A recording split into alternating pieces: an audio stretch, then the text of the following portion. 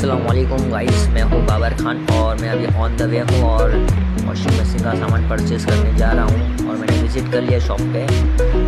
तो मैं सामान परचेज़ कर लेता हूँ जो सामान मुझे चाहिए। तो मैंने परचेज़ कर लिया, उसमें फ़ाइंड आउट कर चुका हूँ वायरिंग का फॉल्ट था, कैपेसिटर का फॉल्ट था।